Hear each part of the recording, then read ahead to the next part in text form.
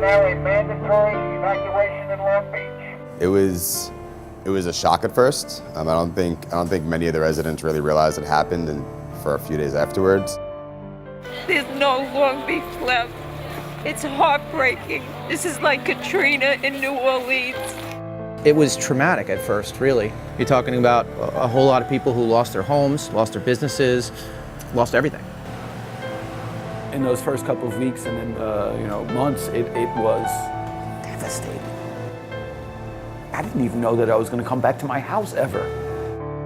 I've been through every hurricane since 1946, and this was the worst one I've ever seen. There was a feeling of despair, and some streets were impassable because there's just the amount of garbage and stuff that people were throwing away, and it honestly felt like we're never going to move home. Sandy hit Long Beach hard. But a handful of players in the restaurant industry not only returned following the storm, but have come back with a renewed sense of purpose.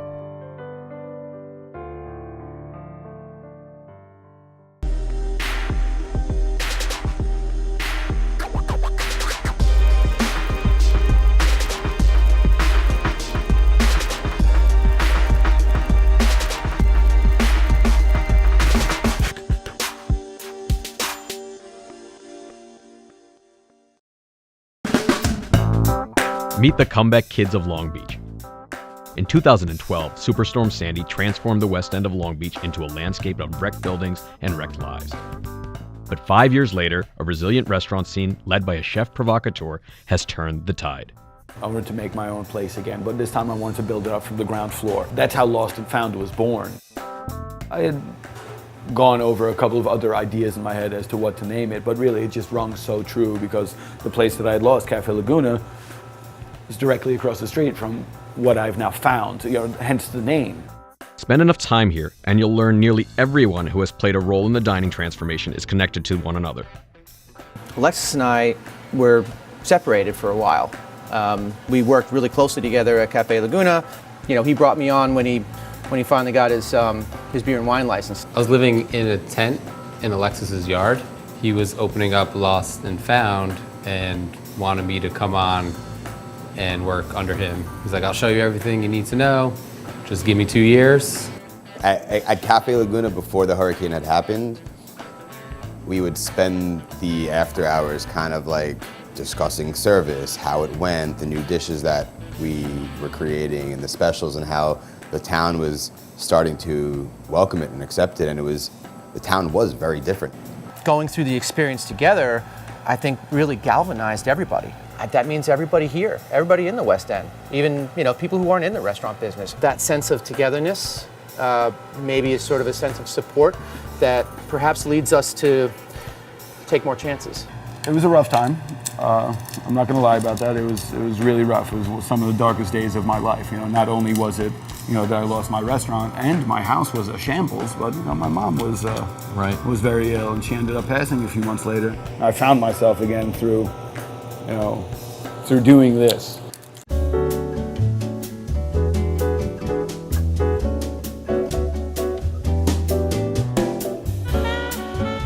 Alexis Troll, a rough-bearded nonconformist who has called Long Beach home since the first grade, holds court with small plates and big ideas. I had this longing and desire to host a little place of my own. The ability to be part of it, of the rebirth. It was too much of a siren song for me to not answer it. The place features wood salvaged from houses destroyed by Superstorm Sandy, inherited artwork, a rustic wall of taxidermy, and an intimate 4-seat chef's counter. People, I think, for one, are drawn to the size, the kind of comfort, the homey lodge feel, and are also drawn to the little bit of experimentation that goes on in the kitchen.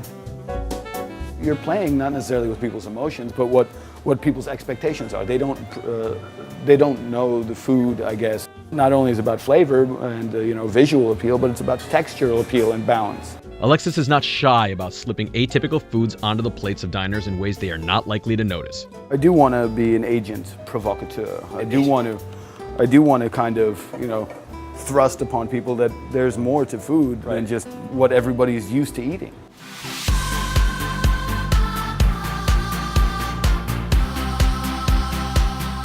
The heart of the dining scene is West Beach Street, where you find a group of restaurant owners and clientele. Old locals drinking Budweiser in the afternoon, buying each other rounds. Newbies who populate new spots. On the weekends and summers, it's a madhouse. Walking through the west end of Long Beach, you can see Sandy's bittersweet impact in the old weather beach houses and towering new homes. We've seen a renaissance in the West End of not just restaurants, unique shops, and all the homes as well. You can see the changes almost immediately after you cross New York Avenue heading west. That's where the island narrows to about a half a mile, separating Reynolds Channel from the Atlantic Ocean. Many of the original houses have been replaced by million-dollar homes, bringing with them new families and wealthy owners, many from the city, who are quickly transforming this part of Long Beach from a summer haunt to a year-round community. So the dining scene in Long Beach pre-Sandy was antiquated, really, to tell you the truth. So you had burgers, you had fries, you had chicken wings. Basically, those are your options.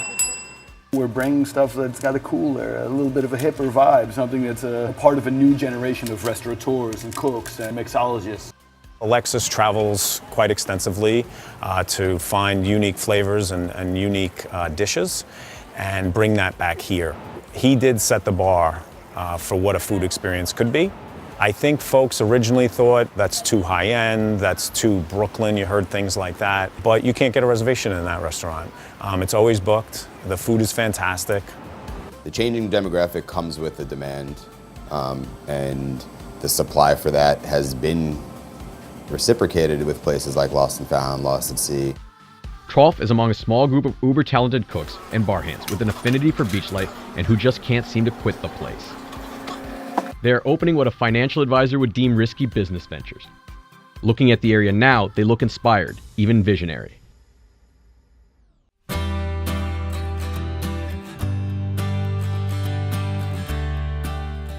Alexis and I both, had serious damage to our homes, as well as we lost that restaurant.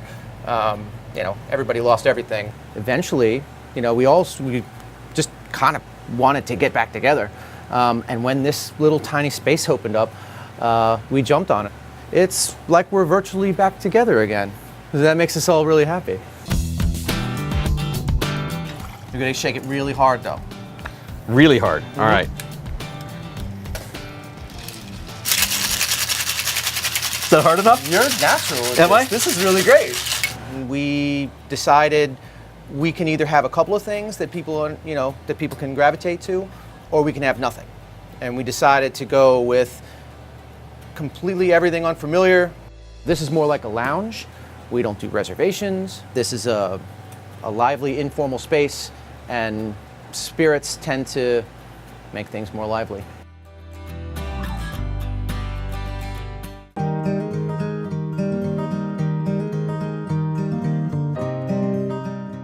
There you go, my man. Enjoy it. Creative genius.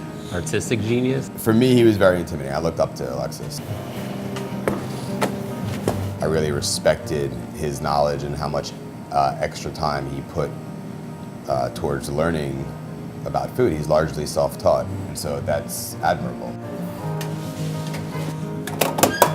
I think most cooks aspire to have their own place. Work 12 hours, you want to really enjoy where you're going to be. If we're going to do something like this, location is everything.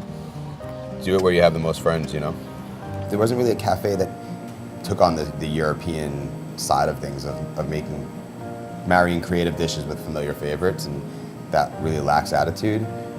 I think Black and I were like, this has to be what we do. It's not just about a business for them. They really love what they do. They really love providing what they feel is a service of good food, and to know where it all came from, and built a following before they even opened their store. How we doing? Welcome. How you liking Long Beach so far? How important is it for you guys to have just more than bread on the menu? Oh, bread alone doesn't cut it. You have to offer other options, and we're cooks at heart, so we want to stay active in making food. Bread's fun and all, but it's more fun when you can make it into something different.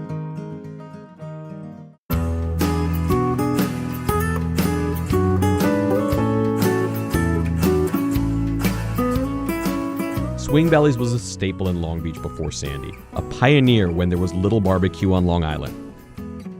But with the rising waters came a menu revival, inspired by the collective ambition of Alexis and the rest of the West End gang Dan Monteforti's cooking has also undergone a facelift, both outside and in, raising the quality of its slow-cooked meats that are among the best on the island.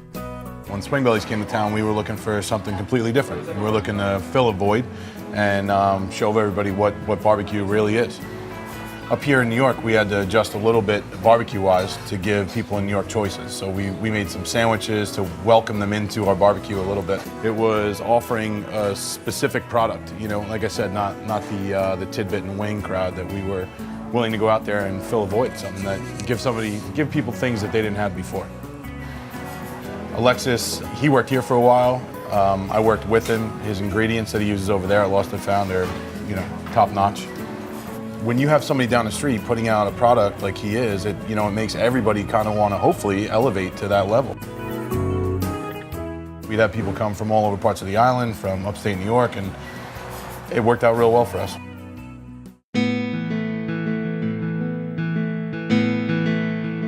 How do we get to now?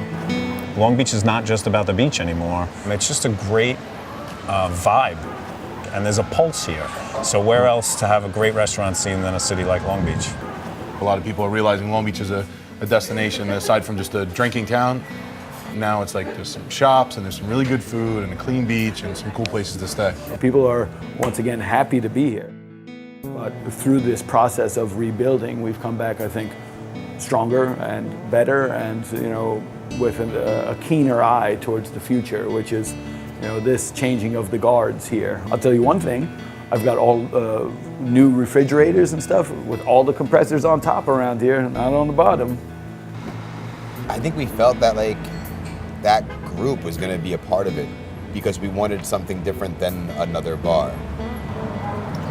Is Long Beach reached its peak, or? No, we're still on the incline. It's like natural progression of a good family tree. You lay the roots down and then you grow from it. And I think we all just want to grow here, You learn, you rebuild, and you try to pick up the pieces and put it back together. And that's, I think, what the community at large has done.